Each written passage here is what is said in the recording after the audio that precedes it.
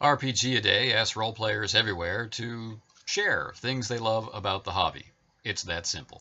Today's video is a response to question 13 for RPGaDay for the year 2017, if you can believe it.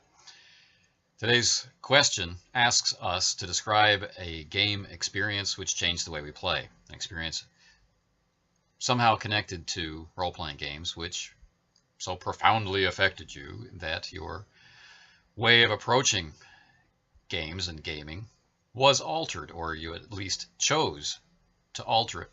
Now, I've shared a lot of stories like this on the channel and on the written blog over the years.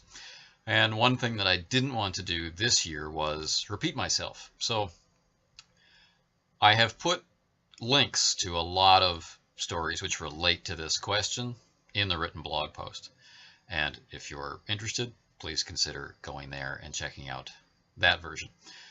But here, and in the main part of the written blog post, I'm going to talk about something else, something that's tangential to play, which pretty much came about turning a lot of my instincts into habits or established behaviors.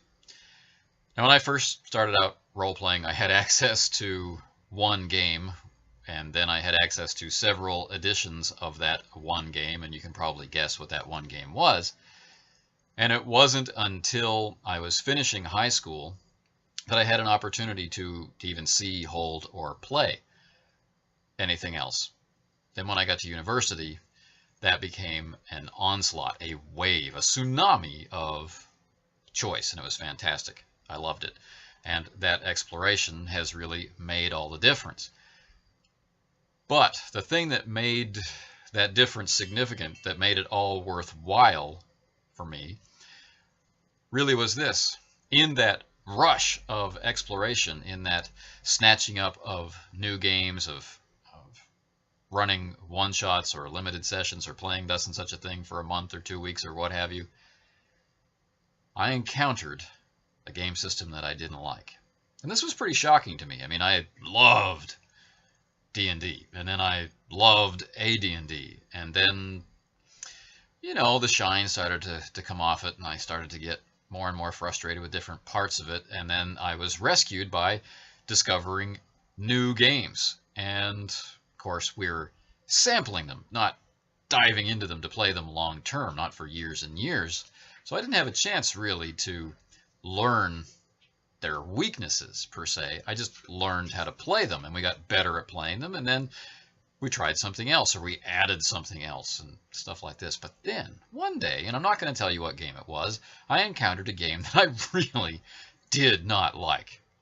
And there was really nothing about this game that I could say, well, I like this part, but, you know, it's all the rest that stinks. No, it was, I had a profound reaction of really not liking this game. And I'm not talking about settings or genres or things like this, the trappings of the game. I'm talking about the system. I sat down to learn how to play this game and hated it, I guess would be the right word. Now,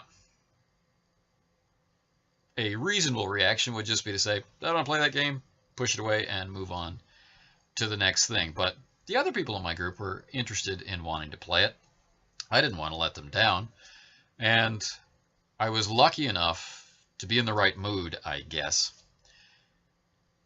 to want to know why I didn't like that game. And, you know, Math and I aren't really friends, but I sat down and started to figure out, and I even asked people for help on how to figure out how the math in the system worked. And I went through page by page, system by system. I went through the advice that people had for the game in supplements and things like that.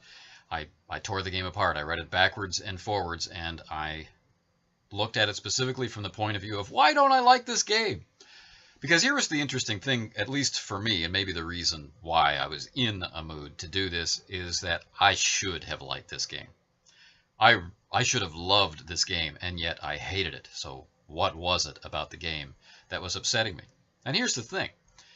As I went through all of this, you know, from one point of view, ridiculous effort to figure out what held this game together, what made this game distinct, how this game did what it does, I kind of expected that to be work. But it wasn't. It was fun. It was fun, it was satisfying, and when I got to the end and had my answers and say, hey, I don't like this game because, which means I must prefer this, a whole bunch of other things kind of fell into place. Like, why was I growing tired with my first game? Really? Why was it when we tried this system that those guys over there were having a blast while a few of us over here were kind of working at it and stuff like this? What was the difference, maybe? What was a hint towards some of the difference, maybe, between what made a session amazing and what made it just fun? Now, a lot of proto-ideas, a lot of beginning ideas were spawned by tearing this game system apart to find out why a game I should have loved instead caused the opposite reaction. And because I had such a strong positive response to doing that, I enjoyed the exercise of it. I enjoyed finding my own answers. I enjoyed learning something about how to do that. And it empowered me to have a better experience with all of our experimentation moving forward. So there were no downsides to this, except that I still didn't like the game. But if we were ever to play that game again, I could then intelligently step forward and say, you know what, I'm fine playing this game, but could we consider making these adjustments? Or how about this game, which does all the things that you were talking about and saying are cool, but doesn't include these other parts which are rubbing me the wrong way? We had a long and healthy collaboration through the years of university and afterward. And I think a big part of that was this moment of pure hatred, which blossomed into what has remained one of the big loves of my life for role-playing games. Anyway, thanks for sitting through this explanation, another vague one, about an experience with role-playing that significantly and fundamentally changed the way that I play.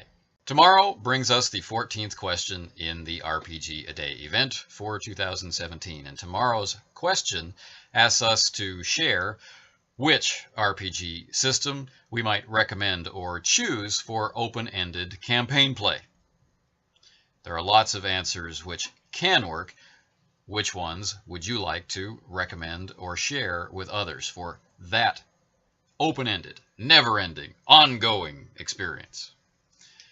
Now, 14 days. We're getting close to the middle. So there's still lots of life left in this event. If you haven't started to participate, there's still time.